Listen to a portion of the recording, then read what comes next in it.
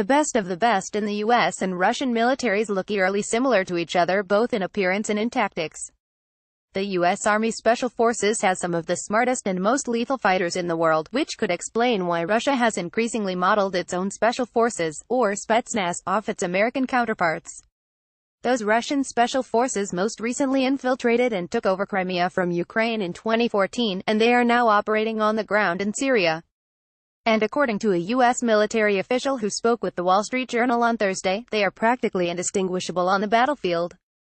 That's not an accident. According to the journal, Russia's military chief used a meeting with U.S. Special Operations Command to learn more about how the U.S. operates, in order to more closely mirror his force in Russia.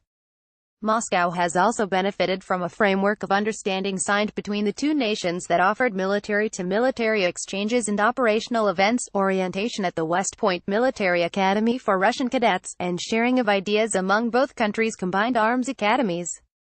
We decided to look at photos of Spetsnaz in action, along with U.S. Special Forces. It's sometimes hard to spot the difference. The Ministry of Defense of the Russian Federation Special Operations Command source, WSJ Russian Ministry of Defense Russian Ministry of Defense Russian Ministry of Defense Members of the 7th Special Forces Group perform a high-altitude, low-opening jump from an MC-130P Combat Shadow over Hurlburt Field, Florida, May 15, 2015. The final two Combat Shadows in the Air Force landed for the last time at Hurlburt Field in front of more than 400 people. The two aircraft will take their last flight to the Boneyard at Davis-Monthan Air Force Base, Ares, June 1.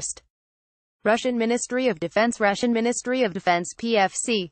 Stephen Young, U.S. Army A-7th Special Forces Group, Airborne, Green Beret repels with his weapon from a 60-foot tower at Eglin Air Force Base during the 7th Special Forces Group, Airborne, Open House, October 14. The open house for the new cantonment site offered the community a rare opportunity to visit the compound and see the different equipment Green Berets use. Russian Ministry of Defense Russian Ministry of Defense site highlights each day to your inbox. Follow Business Insider Australia on Facebook, Twitter, LinkedIn, and Instagram.